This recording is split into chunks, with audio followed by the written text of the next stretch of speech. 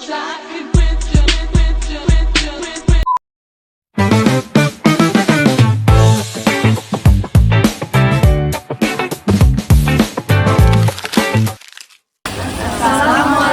warahmatullahi wabarakatuh. Kami dari kelompok 4 PDB 21 akan melakukan kegiatan field study di kawasan Sunan Ampel. Selamat datang dalam perjalanan studi lapangan kami ke salah satu situs sejarah penting di Indonesia, yaitu Makam Sunan Ampel. Dalam video ini, kita akan menjelajahi makam ini sambil mengangkat tema Islam dan sosial budaya. Sunan Ampel atau Raden Rahmat adalah salah satu dari 9 wali songo yang berperan penting dalam penyebaran agama Islam di Nusantara. Mari kita lihat bagaimana warisan ini masih hidup hingga hari ini. Kita dimulai saat kita masuk dari gerbang keluar kompleks makam. Langkah pertama membawa kita melewati deretan pedagang yang ramai, dari penjual oleh-oleh seperti batik dan kerajinan tangan hingga pedagang makanan tradisional. Ini merupakan aspek sosial budaya di mana makam ini bukan hanya tempat ziarah, tetapi juga pusat ekonomi lokal masyarakat yang mendukung sekitar. Udara terasa hangat dengan suara tawar-menawar yang hidup. Dari sini kita berjalan menuju Masjid Ampel yang terletak di dekat kompleks makam.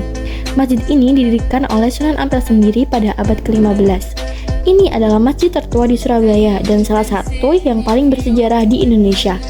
Arsitekturnya sederhana namun megah dengan atap limasan dan dinding putih yang mencerminkan gaya Jawa Islam.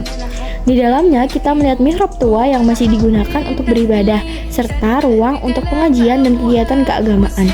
Masjid ini bukan hanya tempat ibadah, tetapi juga simbol peran Sunan Ampel dalam Islam melalui pendidikan dan dakwah damai, menggabungkan nilai-nilai agama dengan budaya lokal. Sunan Ampel yang hidup pada abad ke-15 adalah tokoh kunci dalam dakwah Islam di Jawa. Beliau datang dari Campa dan menetap di Surabaya, mendirikan pesantren pertama di Indonesia. Melalui ajarannya, beliau membawa Islam dengan cara damai, termasuk nilai-nilai lokal dengan ajaran Al-Quran. Makam ini berisi prinsip Islam seperti tawakal, ziarah untuk kematian, dan pendidikan agama. Bisa dilihat dari bagaimana pengunjung membaca doa, meletakkan bunga, atau bahkan mengikuti tradisi tirakatan, yaitu ritual puasa dan doa untuk memohon berkah.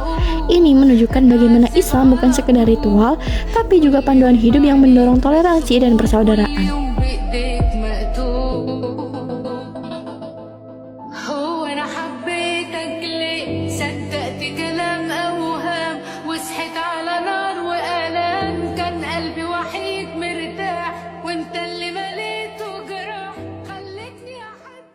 Bapak namanya siapa sama Bapak di sini tuh saya sebagai apa? Iya, Bismillahirrahmanirrahim. Saya selain takmir di sini, saya juga dosen bahasa Arab, sastra Arab di sini di Ibadah ya, di LPBA, Lembaga Bahasa Arab. Nama saya Muhammad Zainal Abidin. Oh ya. Pengelolaan makam, terus kan seiring modernisasi perkembangan zaman tuh kayak ada Ya. Jadi di masjid saya keseluruhan aja ya. Jadi masjid ini dibangun ya untuk selain untuk ibadah juga ada edukasi ya, juga pemakaman. Jadi untuk untuk sesuai dengan perkembangan zaman, tentu kita memberikan fasilitas ya, memberikan edukasi masyarakat dengan menceritakan sejarah-sejarah Sunan Ampel. Juga kami menyediakan streaming di YouTube dan Instagram. Sejarahnya secara singkat gitu. Oke. Bismillahirrahmanirrahim. Jadi Sunan Ampel itu menurut Bapak Tanah Jawa ya. Jadi sejarah yang kita kaji di sekolah-sekolah, Sunan Ampel ada beberapa hal yang melatar belakangi beliau datang ke Nusantara ini. Salah satunya adalah dari Bapak Tanah Jawa, kerajaan Campa pada waktu itu mengalami degradasi atau kehancuran pada zamannya, sehingga membuat para masyarakat Campa itu mencari suaka ke Nusantara. Ya, kita ketahui kerajaan Nusantara yang pusatnya berada di Majapahit itu kekuasaannya luas. Ada yang menceritakan bahwasannya tidak luas, tapi hubungan bilateral antara satu kota ke kota lain atau satu pulau ke pulau yang lain itu yang menyebabkan kerajaan Majapahit itu besar, gitu ya. Jadi tentu masyarakat Champa yang pada waktu itu hancur, tidak mempunyai tanah, maka Sunan Ampel beserta para masyarakat Champa mencari suaka di negeri Nusantara ini, ya, yaitu tepatnya di Majapahit. Karena ada hubungan kekerabatan antara istri dari Bri Kertabumi, yaitu kerajaan Bri Kertabumi atau Brawijaya V, ya. Jadi gelarnya adalah Brawijaya V, nama aslinya Bri Kertabumi. Istri dari Bri Kertabumi ini adalah bibi dari Sunan Ampel, sehingga menyebabkan masyarakat Champa itu mudah diterima oleh masyarakat Majapahit. Ada beberapa hal juga yang melatar belakangi Sunan Ampel datang ke Majapahit itu karena undangan bibi beliau, ya, untuk memperbaiki akhlak kaum masyarakat Jawa. Ya, kita kenal dengan Molimonya, sehingga dengan dakwah beliau kerajaan Majapahit masih bisa bertahan untuk sekian lama, ya. Meskipun pada akhirnya masyarakat Majapahit dihancurkan oleh kerajaan Kadiri, ya. Baik, kalau dari kan sebelah sana itu kebanyakan kawasan pedagang ya Pak, bahkan sampai sebelah sana sudah dipenuhi pedagang-pedagang yang banyak sekali lingkupnya, ada yang jual makanan, ada ataupun baju, dan lain-lain.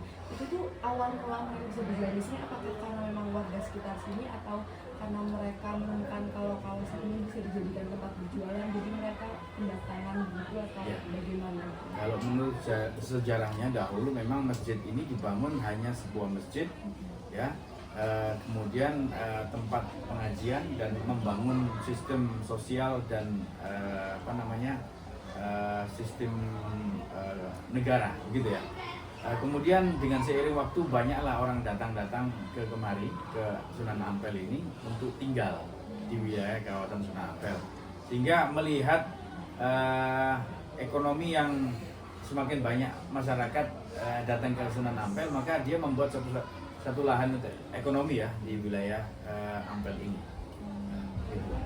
Jadi tadi mohon maaf sedikit saya akan jawab UMKM tadi, ya. Jadi UMKM itu kalau memang harganya kecil, ya terkadang terkendala dalam ini juga pajak, ya. Jadi pajaknya itu mungkin salah satu yang membuat para pedagang kesulitan untuk menerapkan digitalisasi, begitu ya. Sini kan tuh udah ada kawasan masjid, kawasan makam Sunan Ampel sendiri, dan juga kawasan perdagangan tadi. Tapi apakah daerah itu juga ada seperti suatu kawasan untuk pendidikan, mungkin misalnya seperti TTC ataupun bahkan sekolah-sekolah? Ya. Jadi Masjid Ampel ini juga mengelola selain untuk masjid, kita juga mengelola pendidikan. Ada universitas di sini, juga ada sekolahan, yaitu untuk mengedukasi masyarakat, ya, mengajarkan tentang Islam, syariat Islam tentunya, dan sejarah Rasulullah SAW. Sekarang mari kita eksplorasi aspek sosial budaya. Makam Sunan Ampel bukan hanya monumen, tapi pusat interaksi sosial. Di sini kita melihat bagaimana tradisi Jawa bertemu dengan Islam, dari upacara adat hingga festival tahunan yang menarik orang. Masyarakat sekitar dari pedagang kecil hingga seniman menggunakan tempat ini sebagai ruang juga untuk berkumpul, berdagang, dan berbagi cerita. Ini menggabungkan berbagai budaya Indonesia, di mana Islam menjadi perekat sosial. Di antaranya menunjukkan ada anak-anak belajar sejarah, keluarga berfoto bersama, dan bahkan diskusi antar generasi tentang nilai-nilai seperti gotong royong dan penghormatan kepada leluhur. Namun, tantangan modern seperti urbanisasi juga terlihat. bagaimana makam ini dijaga agar tetap relevan di tengah perkembangan kota. Ini mengajarkan kita bahwa warisan budaya Islam bisa menjadi penghubung untuk dialog antar budaya, mendorong toleransi dan pemahaman bersama.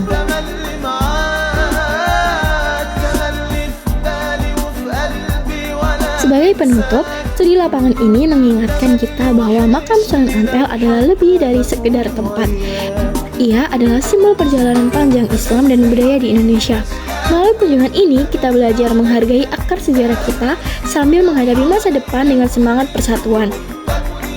Terima kasih telah bergabung dalam eksplorasi ini. Semoga video ini bisa menginspirasi kalian untuk lebih dalam warisan budaya kita. Sampai jumpa. Setelah berkeliling dan melakukan wawancara terhadap narasumber kami, mungkin sekian itu saja yang bisa kami sampaikan. Wassalamualaikum warahmatullahi wabarakatuh.